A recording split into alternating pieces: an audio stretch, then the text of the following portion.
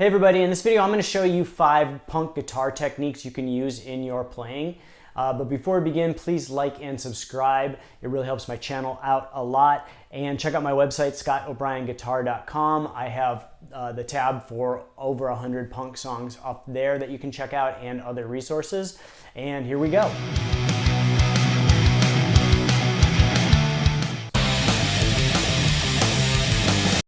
All right, so the first one is pick slides. I love a good pick slide. It's probably the easiest of all the techniques. All you're going to do is you're going to take your guitar pick and you're going to slide along the strings, and you can go down. You can slide along just one string. And it really helps to use the coiled strings, the bottom 3 strings you typically on a guitar, because it the pick edge will grind against those coils and give it that real nice scraping sound. But there's no right or wrong way to do it. It really just depends on how you like the sound. I like to do the bottom 2 strings. I'll hold my pick like at an angle, and I'll just do a long pick slide like that. You can do it fast. You can do it slow. You can kind of squiggle it like the Dead Kennedys, or you can go up too. Has a different sound. It's really just something to experiment. Like I said, I like to kind of angle my pick against the coils of the string, so you can get that kind of sliding, like squeaking, like going down sound. So that's basically all there is to it. And now you can insert that at the beginning of a song. You can insert that in the middle of a song. Like kind of like in a transition between, like if the guitar stops and then you're coming back in, or like there's a gap in space between chords. That's a really good technique.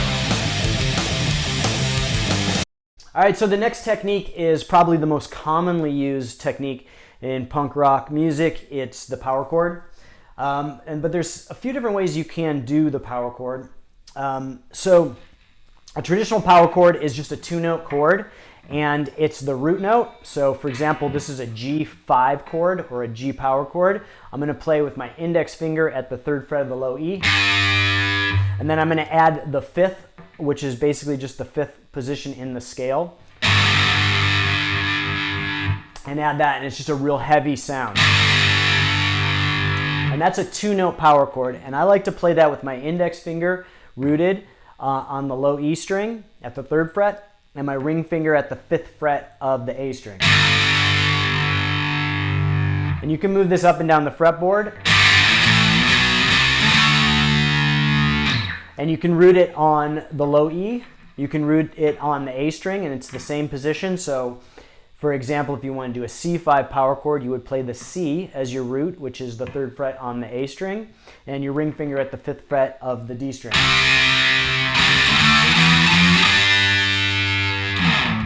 And it has that, again, has that real heavy sound to it. You can even do it with your index finger rooted on the G string or on the D string, with your index finger at the 3rd fret of the D string and your ring finger at the 5th fret of the G string. That's kind of less common, but it can be done as well. And it's the same rules apply. The note that you play with your index finger is the root note. Now, another version of the power chord is the 3-note power chord. And this is kind of the root. When you play it on the low E string, this is the root of the major chord. So if you're going to play a major chord, you would play the bar chord like this. Instead, we're just going to play the bottom 3 notes of the major chord. And it has a heavier sound. I know a lot of people don't technically call that a power chord, but I just like to call it a 3-note power chord because it's just a little easier way to describe it. So you can do that just the way you do the 2-note power chords.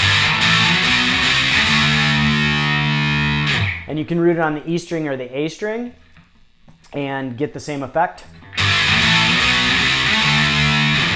Now when I play these, I like to play with my index finger and my ring finger. So my ring finger is actually going to be bridged across the 2nd and 3rd note of that chord. And some people like to play it like the major chord form, and they won't play the G string, they'll just play the bottom 3 strings. but I like to do it this way.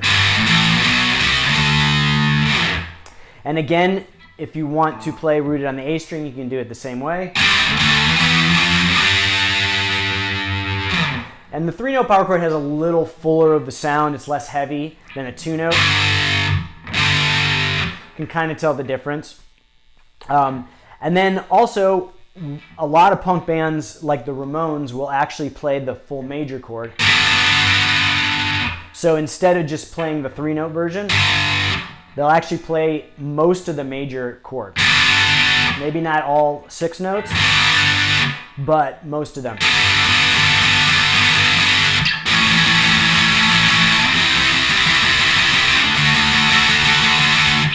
And again, it's really like whatever sound you are going for. If you're going for a heavier sound, you might want to play the 2-note. If you're going for a fuller sound, you might want to go for like the major chord.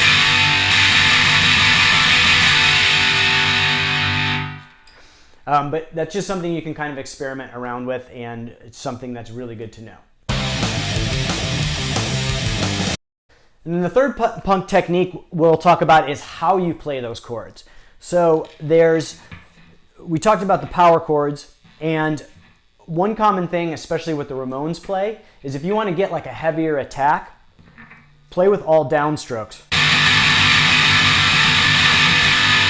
Like the Ramones will play eighth notes, 1, 2, 3, 4, 1, 2, 3, 4, and Johnny Ramone will just play all downstrokes. And it sounds like way more aggressive, way of a faster of an attack than playing back and forth. So that doesn't sound as aggressive as.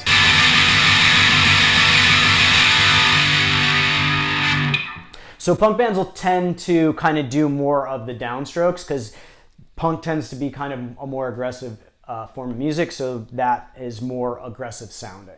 But again, as I said before, there's no rules. Whatever sounds good to you. You can do kind of a hybrid of downstrokes and upstrokes.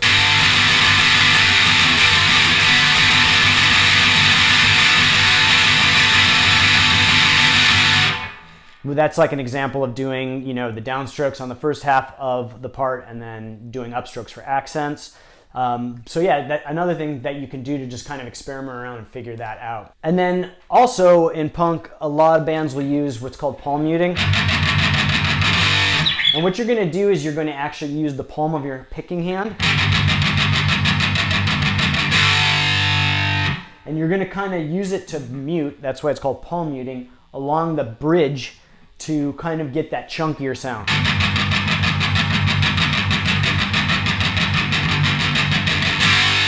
And you can do it with all downstrokes, or you can do it with up and down.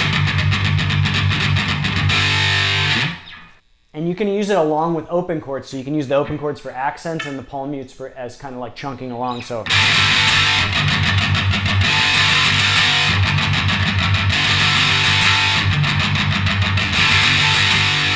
And then another cool punk technique that you can use that the Sex Pistols use a lot is using this like half-step slide into chords.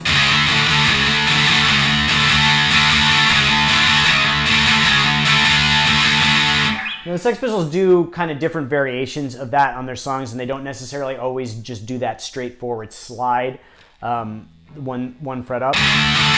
But it's kind of the vibe of like what a lot of punk bands will do.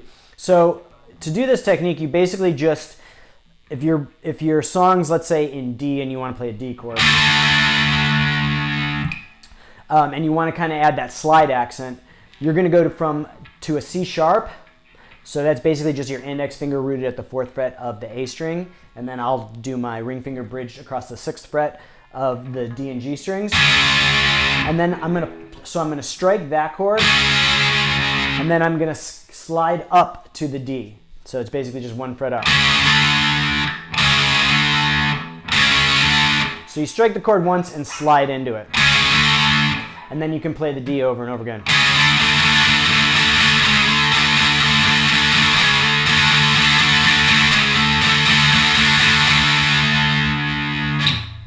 And that's basically all there is to it. So.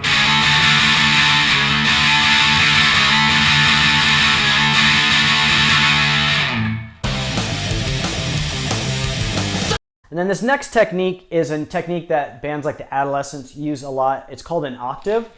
And it can be used as a rhythm guitar technique, or it can be used like kind of as a lead over the top of the rhythm guitar.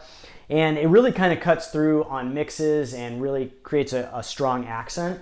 So what it is basically you are going to be playing two notes. They're the same note. So example, if we start here at the D, we're also going to play another D, except it's going to be an octave up. So we're going to play the D at the 5th fret of the A string with our index finger, and then we're going to play a D at the 7th fret of the G string with our ring finger.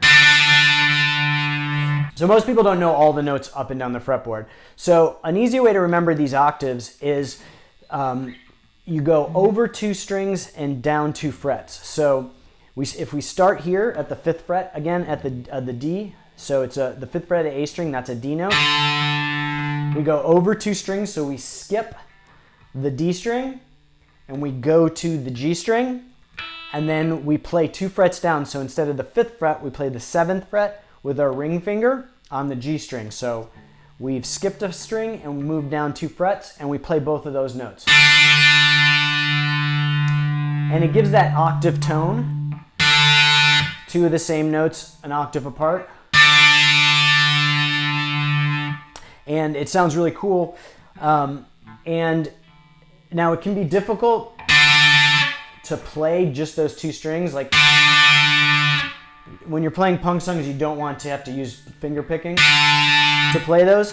So what I do is I will mute the in-between string, so in this case the D string, with the bottom of my index finger when I'm playing that chord or those octaves. So this, I'll play the 5th fret on the A string, mute the 5th fret on the D string, and then play the 7th fret of the G string. And so that way I can pick all 3 of those strings and get that octave sound without that in-between string ringing out. And then so what a lot of bands like to do is they'll use it as an accent, as kind of like a melodic accent over the top of the chords. So you can kind of move it up and down.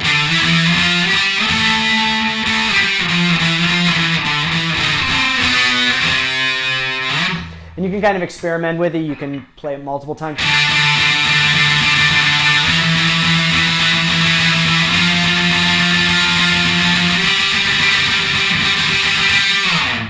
But again, it's just another technique you can use to kind of add accents to your music and make it more interesting.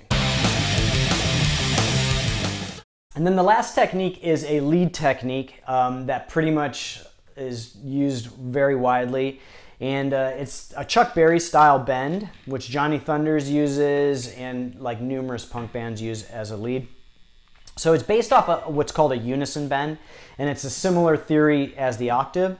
So what a unison bend is you are bending a string to match the note of the next higher up string. So for example, if we are going to play, let's say at the 5th fret of the B string, then we would play with our ring finger at the 7th fret of the G string, and we would bend the 7th fret G string up until the note matches the 5th fret of the B string. And that's called a unison bend. And again, like the octaves we just learned, this really cuts through a mix and adds like a layer of interest over the top of over chords, and can be also used as part of a lead.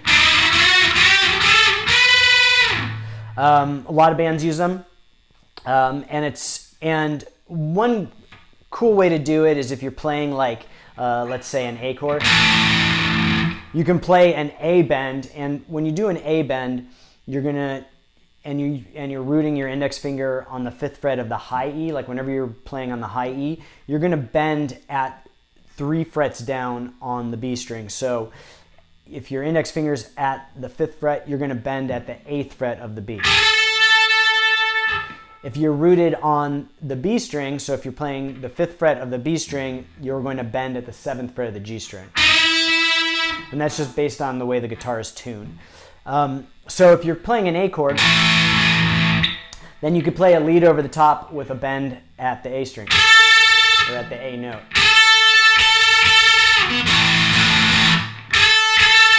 And let's say your chord progression goes from a G to an A.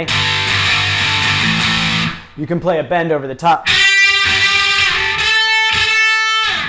and so forth and so on. And there's all kinds of different combinations you can play to kind of add that to your leads.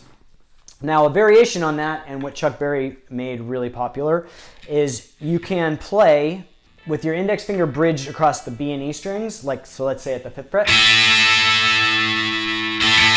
And you get that kind of cool double note sound. And then you can bend at the 7th fret of the G string, and so you're kind of combining a unison bend with that double note.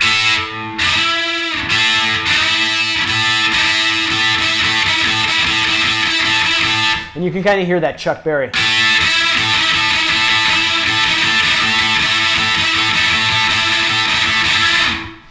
And again, Johnny Thunders uses it a lot, and you can use it in your leads like ascending.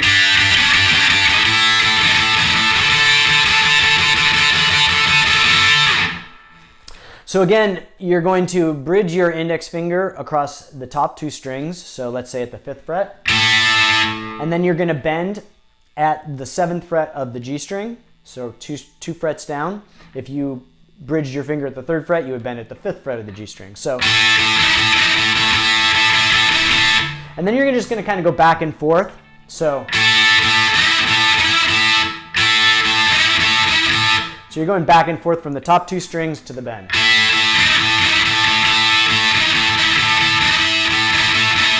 And you can play the top 2 strings first and then the bend. Or you can bend first and then play the top 2 strings. And you can go back and forth. And it really just depends, play around with it, see what sounds cool to you. And again, you can kind of work it up the fretboard.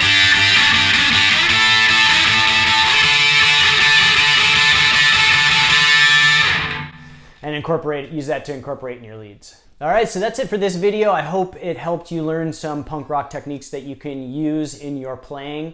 And if this video helped you out, please like and subscribe. It really helps my channel out a lot. And check out ScottO'BrienGuitar.com. I have tab for like over 100 punk songs up there, as well as other resources. And I will see you guys next time.